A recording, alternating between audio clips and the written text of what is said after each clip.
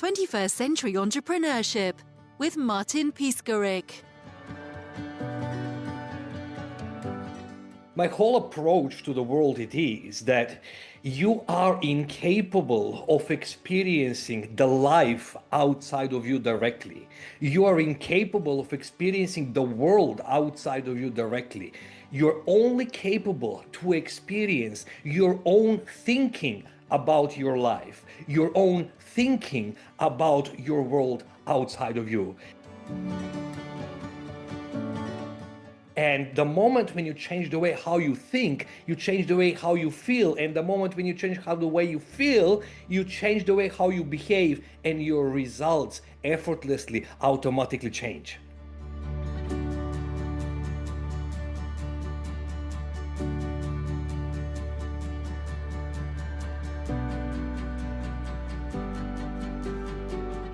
My name is Bogdan Micov, and I started my journey like around more than a decade ago, while I was still a CEO of one of the biggest hospitality companies in Dubai and leading more than 700 employees.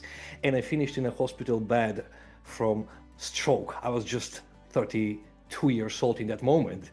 And it just opened a door for me to start understanding how stress affects us. And when I entered that world, just to find out how screwed up I was totally. Even though I thought I'm strong, even though I thought and I was taught that emotion doesn't matter, even though from a Balkan guy, strong guy, pushing through, professional athlete, successful in many areas in life, I felt like I can achieve everything until my body talked to me and said, it's enough. You need to change certain parts. Since that moment, and then after I got into, let's say, remote sales and had a pretty good success there by generating over $50 million in revenue for the companies that I was working for, I realized one difference.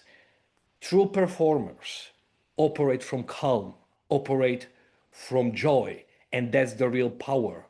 While those that struggle the most are the ones that operate from cortisol, from stress, from pressure. So what I do right now in the moment is I help entrepreneurs, leaders, professional athletes, and everyone that is in the high performers, high pressure environment, and depends on them how to actually achieve that condition within themselves so they can have an effortless motivation, reduce the stress, enjoy what they're doing it, and in that moment they start performing even more than they could ever have by using my own proprietary trademarked Be Relentless method, which is kind of a fusion of so many different psychological modalities, like starting from master's levels of NLP, hypnosis, polarities integration, quantum recode and quantum linguistic, inner conflict resolution, cognitive behavioral science, and many other holistic parts, so they can experience change of their identity and become the person that they prefer in just several days.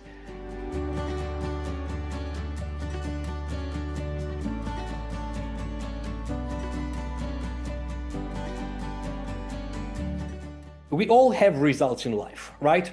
Whether we like those results or we don't like the results. Most of the time, the results that we don't like, we call them problems, right? Now we need to understand, where does those results come from? They are directly connected from the sum total of behaviors, things that we do and things that we don't do, actions that we take and actions that we don't take. So it's logically to say that if you just change the behaviors, you will change your results, right?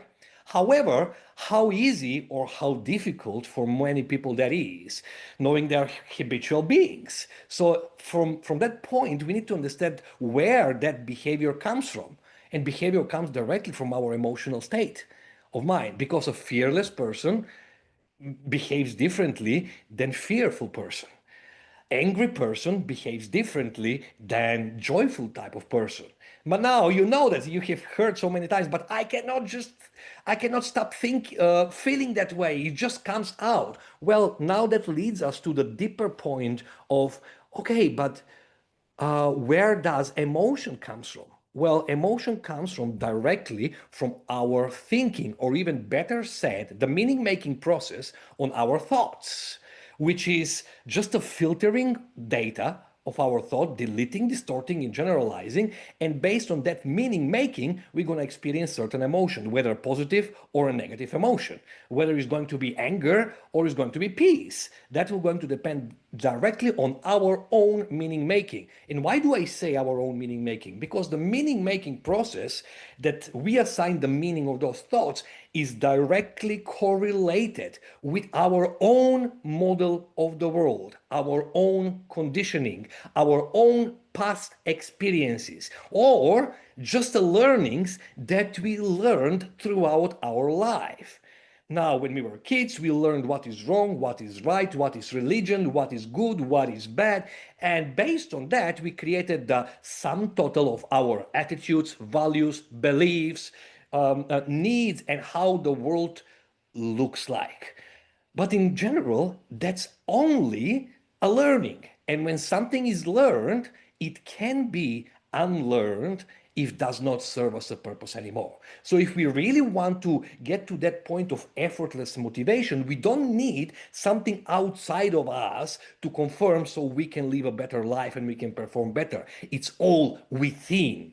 The moment when we change the way how we think and how we assign meaning on our thoughts, as the meaning makers, then we can actually choose how we want to feel. And if we can choose how we want to feel, we can choose how we want to behave. And to choose how we're going to behave, literally, we are designing the results in our life, whether that's in business, entrepreneurship, whether that's in love, whether that's in relationships, whether that's in athleticism, any area of life, the same rule applies. That's why when someone comes to me and say like, oh no, but this is just who am I usually say like, think twice. This is not who you are. This is who you learned to be. And if you learn that and it served your purpose until now, but not anymore, let's unlearn that. Let's delete what you are not anymore, and let's move forward and install the person that you prefer to be from there onwards.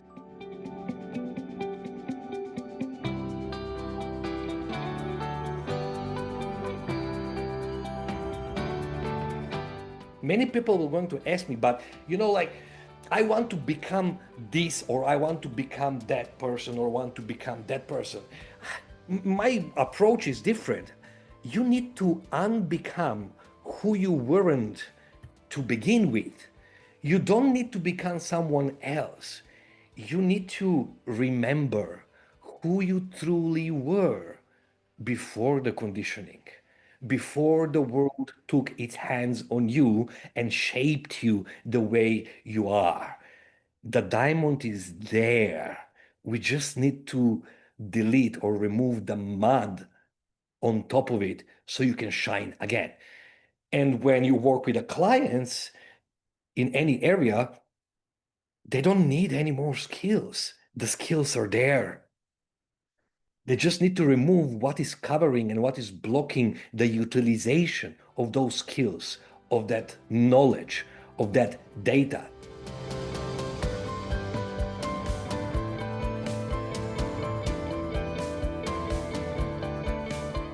That's why I always say it's not addition, it's subtraction.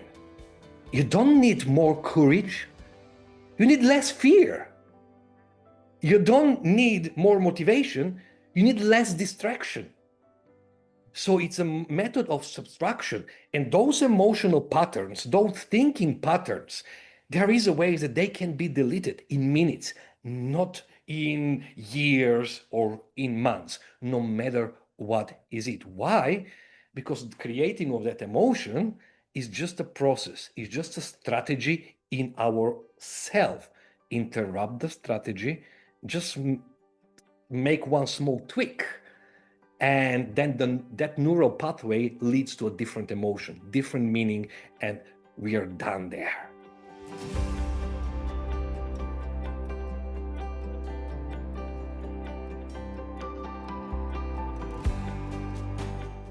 It's the same, like you cannot stop a train, right? You cannot move a train, but remove one of the train lines that is moving on into, and the train will going to go in a completely different direction. So that's the whole point, how we actually can change the way how we think and then recondition ourselves by a little bit more of repetition, which it takes like several days.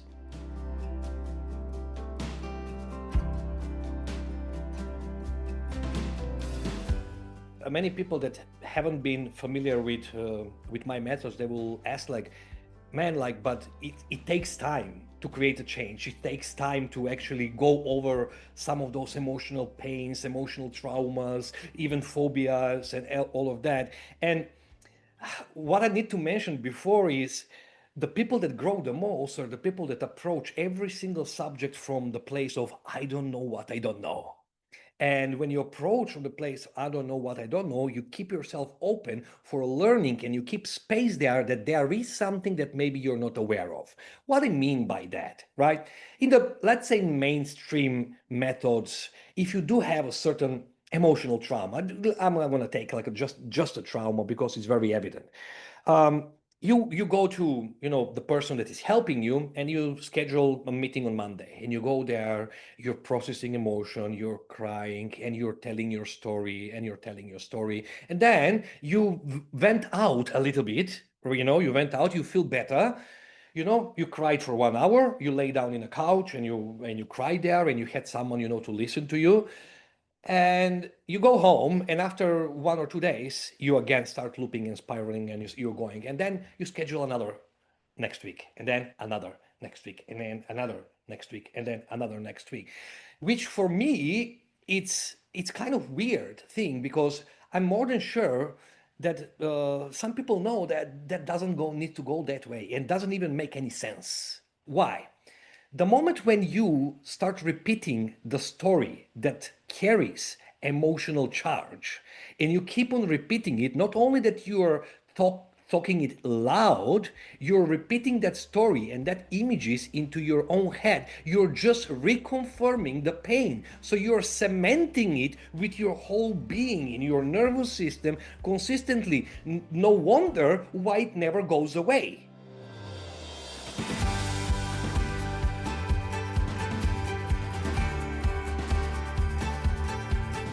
For me, these things, like, maybe this is done on purpose and they're just treating you like a monthly recurring revenue so you can keep on coming back and you can keep on being client for life for 25 years, 30 years, until something happens that you kind of snap out of it, right? Because I know that some people, they don't want to lose a client. That's what they do for a living, right? In my way is, when you come into my office, I want to be the last office that you enter. And when you come out of my office, or I call it office because even the Zoom room is my office. When you come out, you don't need me anymore. You don't need to come back anymore. And so what is the difference here? Let's say some of the methods out there, let's say the old way, I want to call it. The old way is, they're just processing, they're doing somatic work, some breath work, certain type of approach to it, and they really work on a very surface level. So it does helps, it does soothes, but it does not delete. Now, what I mean by that, my approach is to come to the root cause of that problem. What is the root cause of that problem?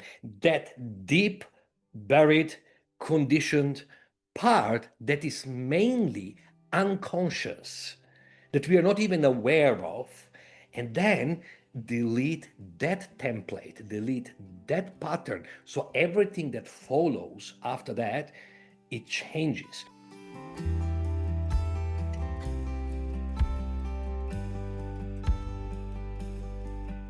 I'll give a simple example. Let's suppose there is someone that have a stage fright. right? They have a stage fright. They're entrepreneurs and they're very good in what they're doing it, but when they need to do a public presentations, when they need to do public in front of the boardroom and they need to present their project, they completely freeze. You know, that overwhelming feeling freezes them up. And I found one article, I mean, some research made that most of the people are more scared from public speaking than death itself. So that's how serious it is, right? So most of the people were going to work on the problem of the fear of speaking in public itself. And that's cool. You may get rid of that, but it's gonna come back with vengeance after a while. For me, I don't care about that surface level stage fright, that fear. I care from the beginning of your being. When was the first time when fear template was created? And that might be when you were 3 months old and you are in your baby bed and the door slammed so hard that you experience fear for the first time. Then is when your mind and when your brain actually created that template of fear. Now, if I can get you to a timeline backwards and delete and completely rewire that first event, then all the events from that moment until today that contained emotional charge called, in this case, fear, it dissipates. It becomes only a memory without negative emotional charge. And automatically you get rid of all the fears because all the significant emotional events after that event, they were feeding on that first event, that slamming door. So that's why it's so successful. And when we usually do this, I work for every negative emotion separately, going back, running through the timeline, bring them, directing the unconscious mind to find that moment when it was created and literally deal with it. And it will take them anger, sadness, fear, hurt, guilt, shame. The moment that usually that session lasts like around 2.5 hours, right? It's 2.5 hours to work with every emotion separately. Really depends on the openness and responsiveness on the client. Some people take 5 minutes for one emotion, some people take 25 minutes for one emotion. I cannot really say, but everyone goes on it. When people experience that, usually what they say is like, I feel like a blank slate. They're trying to remember an event that was pissing them off heavily, and they just remember the event, but there is no negative emotion. Then is the moment when your nervous system is free from those templates.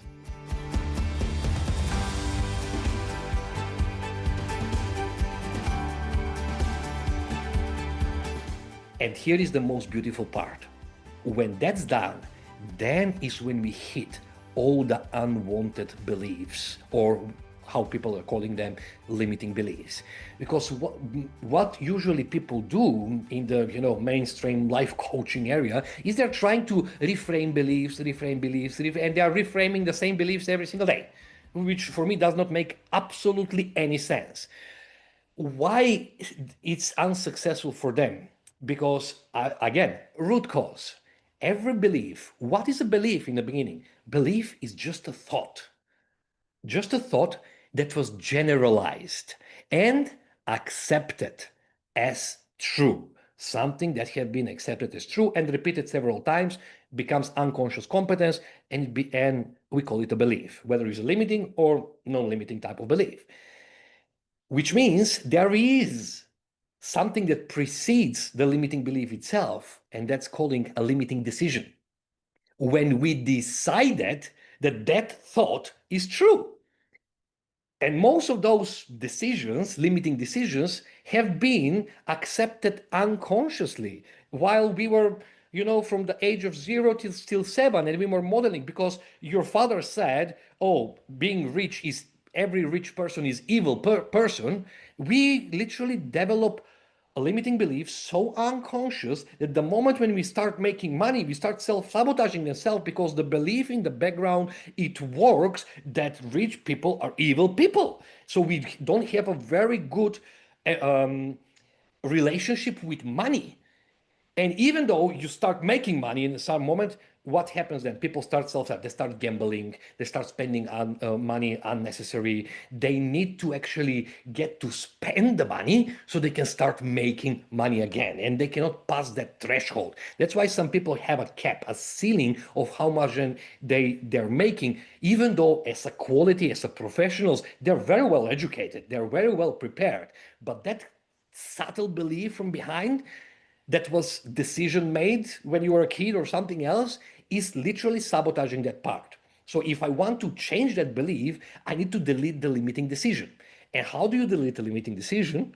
Is first you need to remove the negative emotion that is attached to that limiting decision, because that works like a cement, that works like a glue and keeps the belief intact. And the moment when we remove the negative emotion, then is a loose belief already. We challenged there, and then we can literally reinstall another belief that serves us a better purpose. The whole process for one belief, for one limiting decision, is between 5 and 7 minutes. It's between 5 and 7 minutes, but we need to release all the emotions before that. We need to we get rid of the resistance. Oh, because let's suppose if we don't get rid of the fear before that, and I'm gonna talk about the same rich people are evil people type of belief. I'm talking this because this was my story, right? This was my story. I had that type of in my mind. So if we don't remove the fear, and even if I become aware that this is my limiting belief, I wouldn't be able to change because there is a fear. But who am I? What if I really become an evil person? Who am I going to become? But this is going to be unknown. This is going to be uncomfortable. I may lose all my values. I may lose myself. There is a fear that something might happen for me if I change. That's why removing the fear first, we're going to release the resistance, and then we can work with all those beliefs. Work with the beliefs, change of them. You have changed the whole perspective of the world. And when you change the way how you look at things, the things you look at change.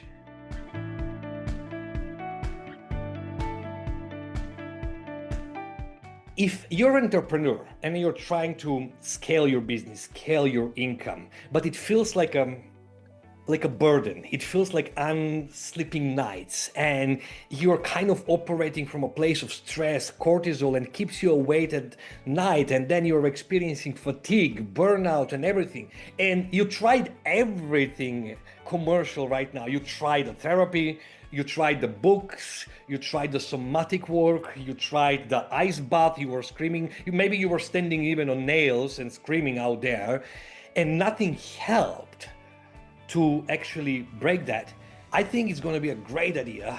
Just visit my Instagram page. The Instagram page is Micov Bogdan, Micov Bogdan.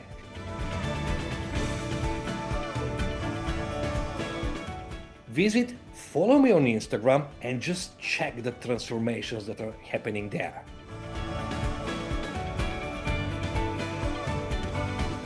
And I have a small gift for you.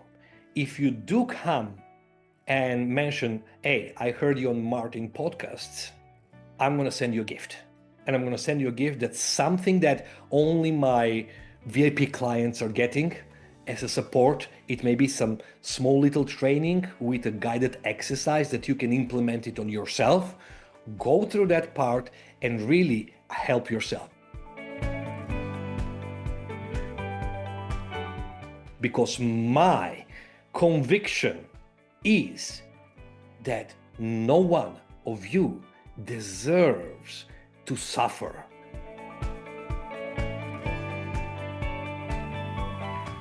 Hard work is something that I support, but it doesn't need to feel hard.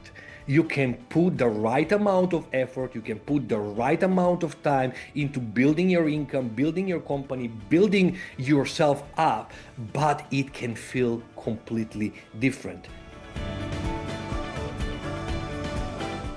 It can feel like childlike way of play when you enjoyed, when you were curious and we were open for learning and growth, because growth is inevitable. It's in our nature to grow, to expand, and to become better. It's up to us. Are we going to throw all that baggage that we carry on our shoulders that is not even ours and literally free ourselves up so we can start flying?